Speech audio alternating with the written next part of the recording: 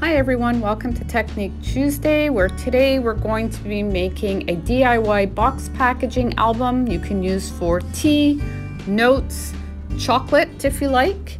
I've created one here using some scraps of paper that I had. 4 circles to create the inside of the packaging. You can put your tea bags in, mini chocolates if you like. The length of it is 12 inches long by 3 3/8. You can make it a bit smaller if you like, but it seemed to work out perfect with that. Did a little bit of fussy cutting as well. So here I've used the Prima Candy Cane Lane paper. It's double-sided. You can choose single-sided if you like. And we've just created 4 circles using the Sizzix 3 1/4 inch size circle die. I just found it a little bit easier to use this size than something bigger, making folds easy. So we did 4 circles per packaging. So what you're going to do is you're going to fold those in half, and if you're using double-sided paper, just make sure you know which way you want your pattern to go. So we're just going to fold it right in half. No fancy tools, just nice, clean, crisp folds. And you're going to do that to each one until you have 4 circles that are folded over. And then we're going to start gluing those together. Try and flatten them out as much as possible. You can use a bone folder if you like.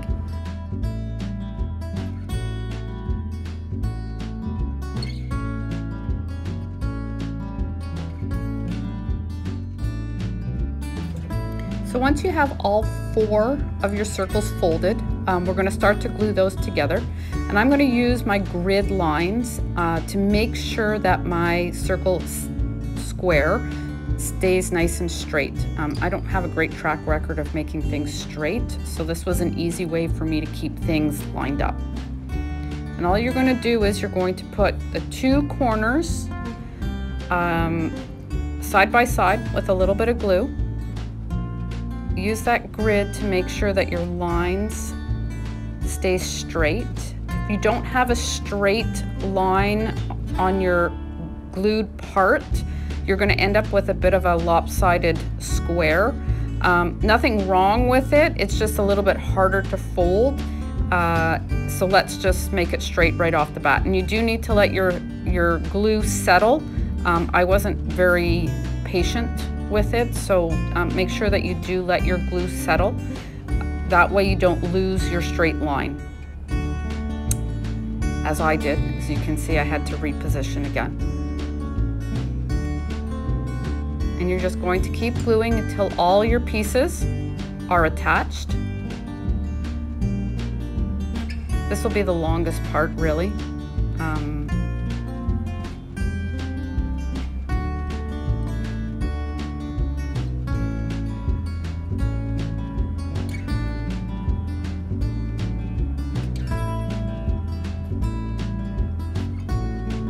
See, it's still not a little bit straight, so again, grid lines are great help for that.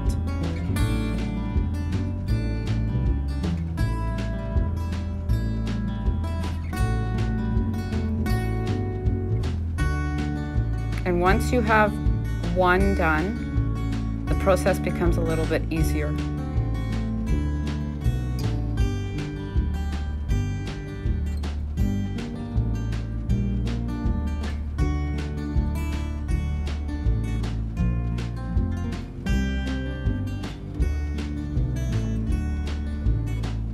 And there's the one quick packaging. And I did 2 other ones off to the side just to speed up our video.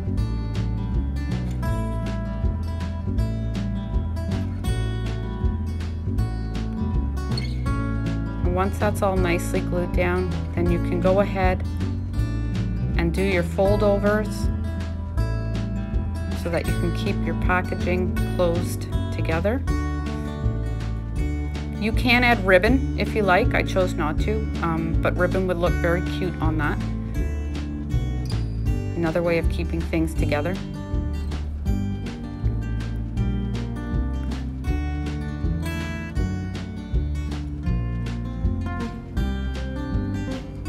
So I did have some extras that we're going to fussy cut later.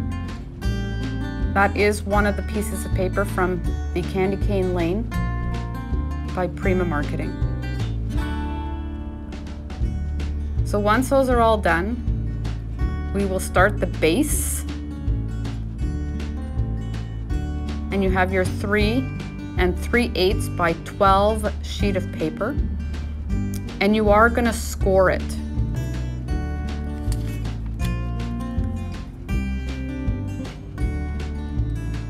Just a quick show here to show you how it fits on the inside. Again, if you want to do a 3 by 12, you can do that as well. It's just going to fit right on the inside. You will not have any extra.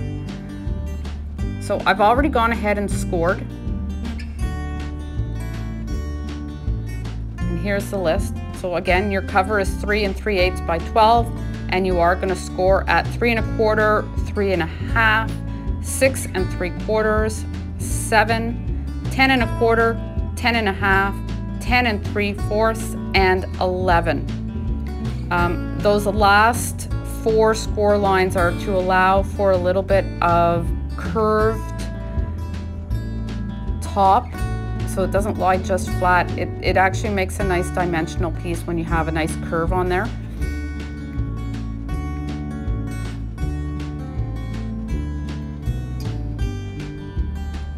And then you're just going to fold. It's a little difficult to see in the light today, but with those folds you're just creating, it's almost like a little mini album. And then just do 2 punch holes if you like. There's no need to do this. I just want to add a little bit of a decorative portion to the top part. You can add eyelets if you like.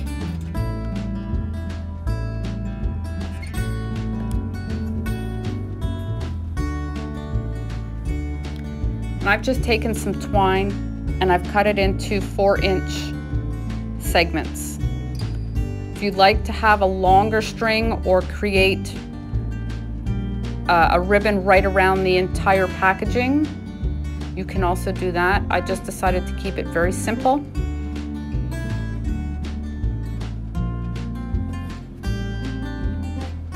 Push it from the inside out. And basically all I've done here is just create a little bobble at the top.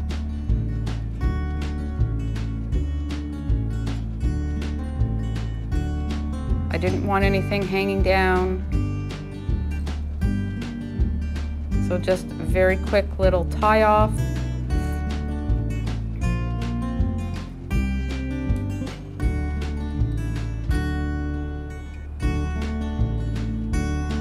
It's almost like a messy bobble at the top.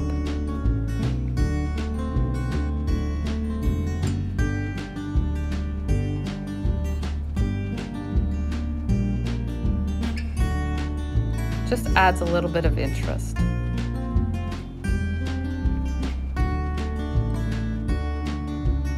And then we're going to start adding our packages in. You can glue these down if you like. I chose to use double-sided tape.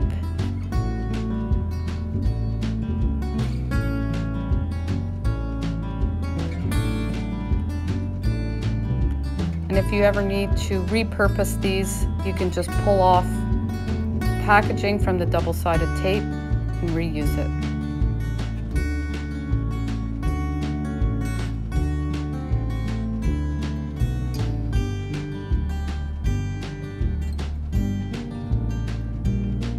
So you're going to do that for all 3.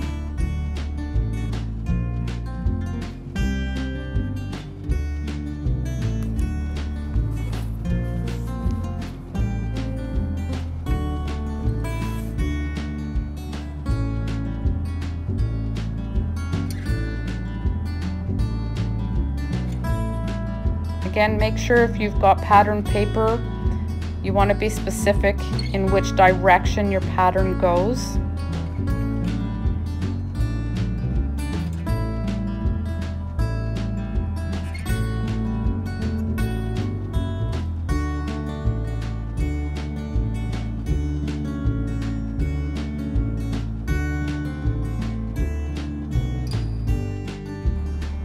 a little bit of Velcro to create our seal for keeping the packaging together.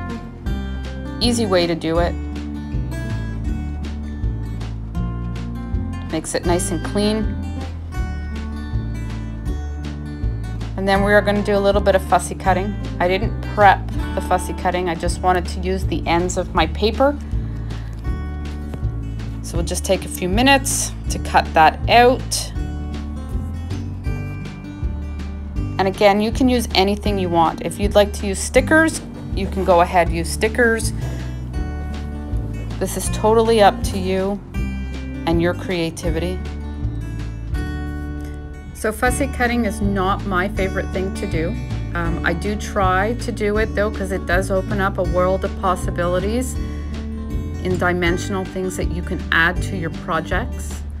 It just takes a few minutes to really learn, and a good pair of scissors.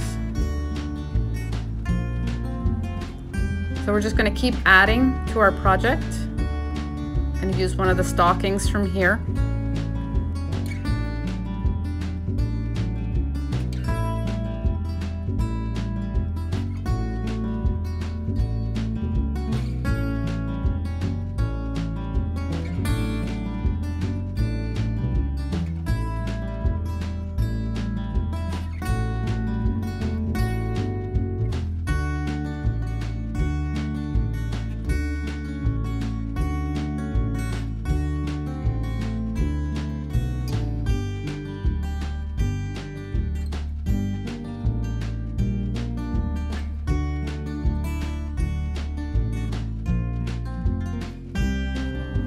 Next, we're just going to cut a nice little tag from the paper. Might as well use every piece that you can.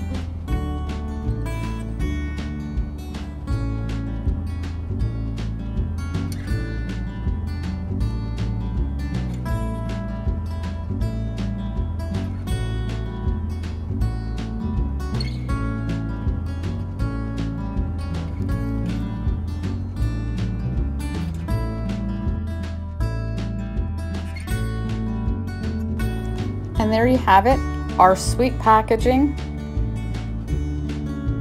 for Christmas, birthdays if you like.